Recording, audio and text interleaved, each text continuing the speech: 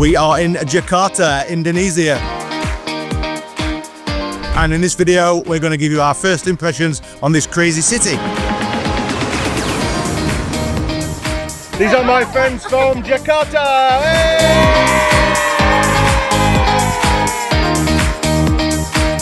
So we arrived here last night, woke up this morning, we had some food at a local place, had some rice and chicken and some sambal. So behind me is the mosque and the cathedral. Just over that way is the National Monument of Mona. We're going to go check out the National Monument first of all and see what it's like. So the National Monument is in Merdeka Square. Merdeka means freedom. This is one of the largest squares in the world. It's 5 times the size of Tiananmen Square in China. This square is used for parades and military exercises. National Monument is behind me, it's there. We're gonna go and see if we can go up the monument and see if there's a great view from the top. To get into the monument, you need to be at the desk behind me, and you go under the floor by the looks of it in a corridor, and then you pay at the other side. The top is closed, but he said we can go like to the viewing platform halfway up, well not even halfway up, and that's 5,000 per person by the looks of it.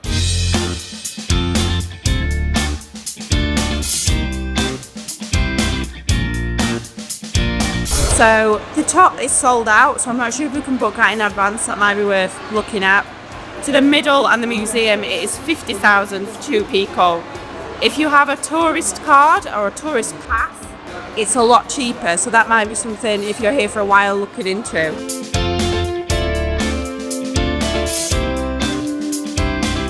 There's also 3 water filling stations inside the monument grounds, but bear in mind in the hot weather the water that comes out of the end is quite warm actually.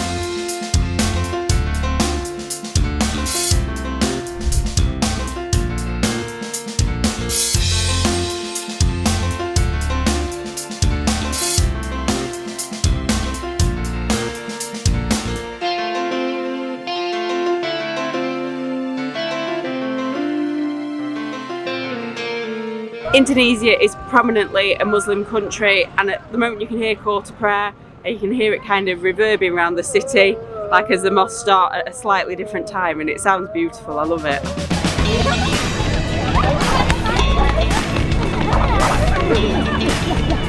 Loads of kids and school trips out today, and they all are so friendly. They wave and say hello, they want to take pictures with you, as do quite a lot of the locals actually, so it's quite nice. Everybody's really friendly.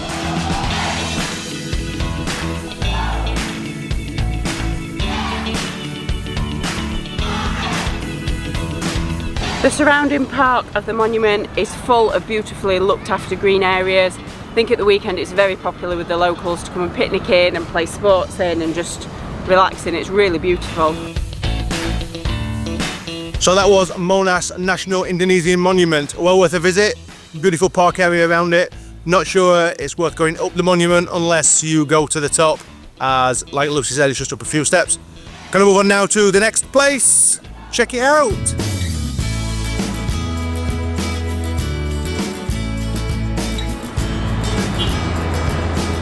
As you walk out of the main gates from the Mona International Monument, directly across the road behind me is the presidential palace called Istana Gambir. It's one of the 7 presidential palaces in Indonesia. Let's go across and have a quick look. FYI, can't go to the presidential palace. We just committed suicide playing chicken across the road. Got to the other side and some soldier ran to us with a gun and said no, no, no. Sent us back across the road. We just got back and he waved at us, so it's all good. Stay on the other side of the road, just take some pictures I guess.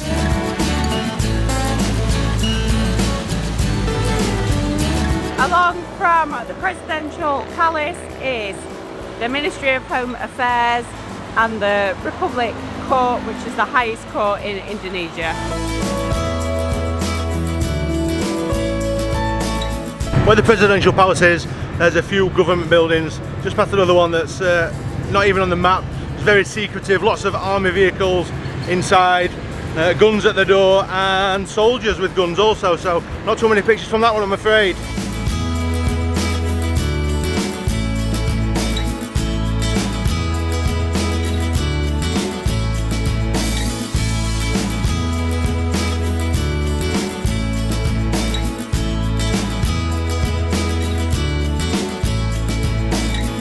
Talking of currency, to be a millionaire in Indonesia, it's 1 million Indonesian rupiah is 49 English pounds or 65 US dollars.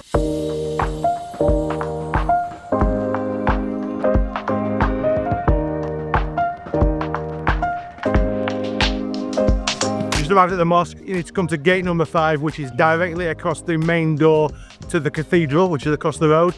Really nice that the Islamic world and the Christian world can live in harmony and peace. So come through the gate number 5, it's free. Take a left, there's a place called, it's the bank, so BSI Bank, Indonesian Bank. The meeting point is there. Just wait until the tour guide arrives. The tours start the day every 30 minutes. They start at 10 AM, there's a break at 12, there's a break at 3 PM. So just wait till the tour guide arrives and let's see what's inside.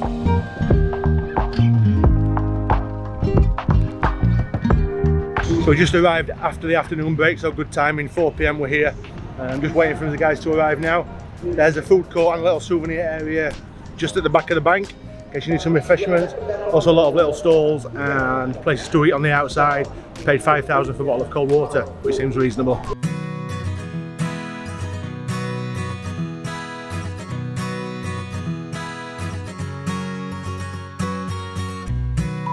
Respectful clothing and head cover are provided free. Available at the ticket office.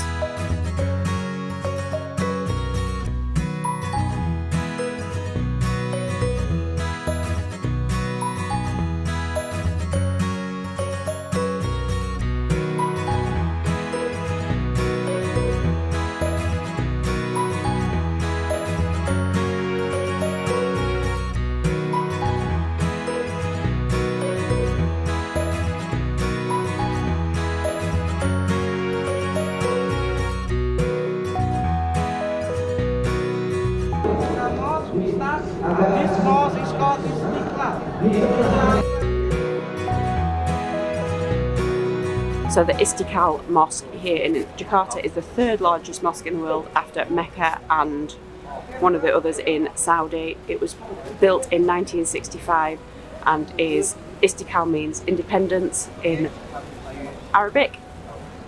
The mosque can hold 250,000 people for prayer time, and it's obviously split, as all mosques, into a men's area and a women's area.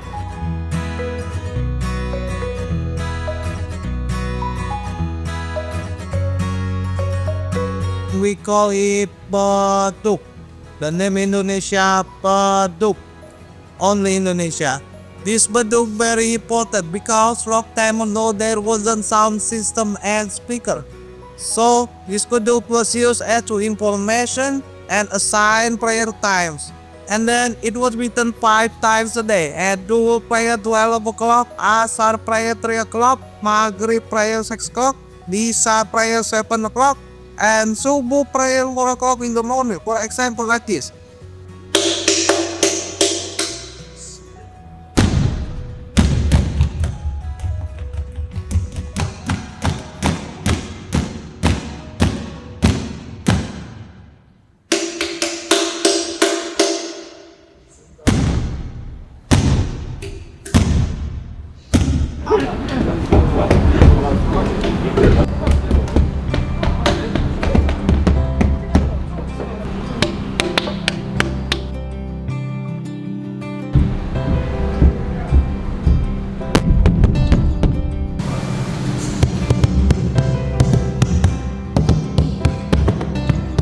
What would you have done if you'd not been a musician? Oh, I think I'd be a drummer.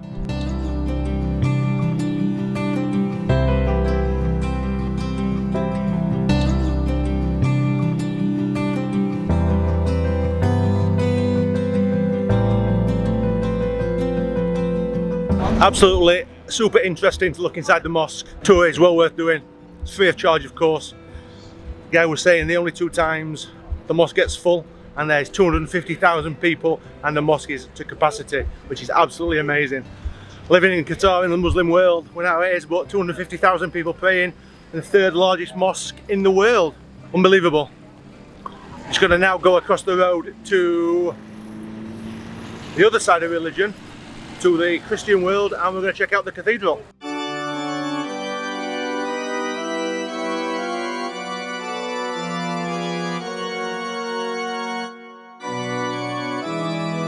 Straight across from the mosque is Jakarta Cathedral. It is the Cathedral of the Lady of Assumption, and it was consecrated in 1901 and is built in a Gothic style that was very particular of that time.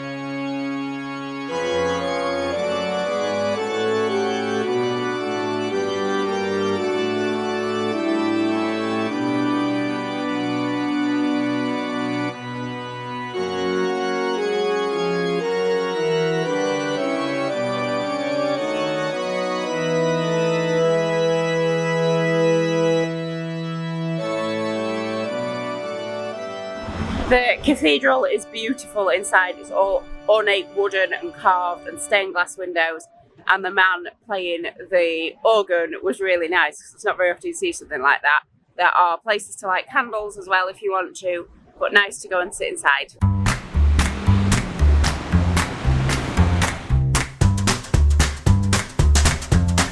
Straight outside both the mosque and the cathedral there are loads of little food stalls, so Sate time.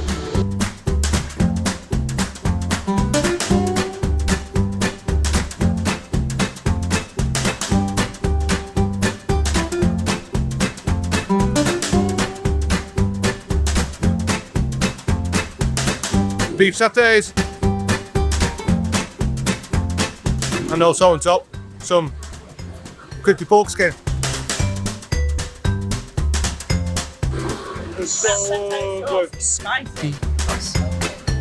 Underneath the satay is some, I think it's rice flour, cooked in a banana leaf.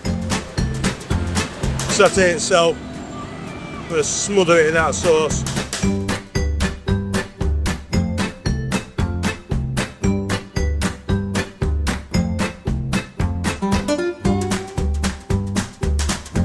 That was 50,000 for 2 plates, so £2.50. Delicious.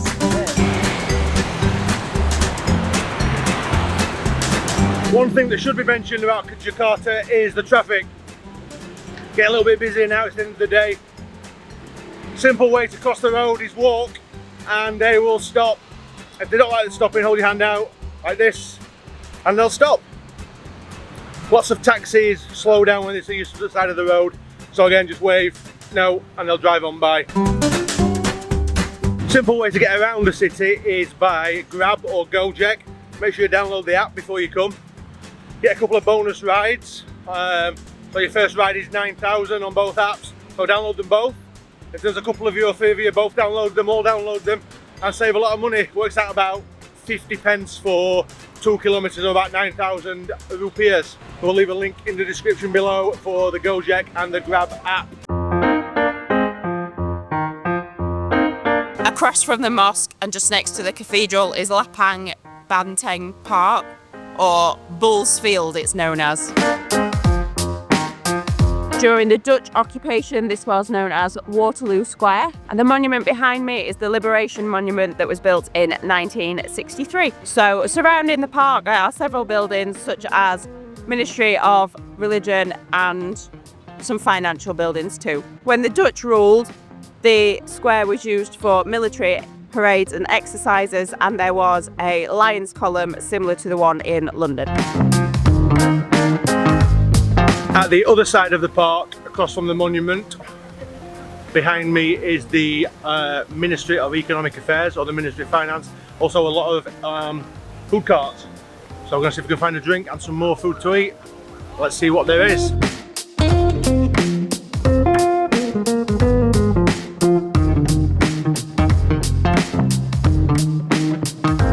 Favourite street food snack for me? Sweet corn. Better when it's on the cob and grilled, but this will do. And this cup cost 10,000 and it's got butter on it. Super hot. You could also have milk and cheese on it too. Directly next to the sweet corn stall is a bao bun stall, pak bao they're called here, filled with chicken, he says. Gonna have to try one.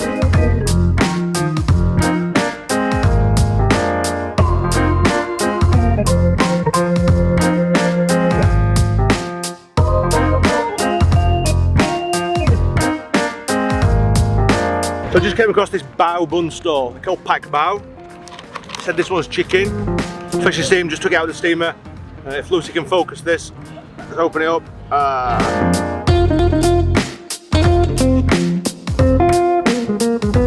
Drinks wise, you've got a lime soda, that was 7,000 from one of the little stalls.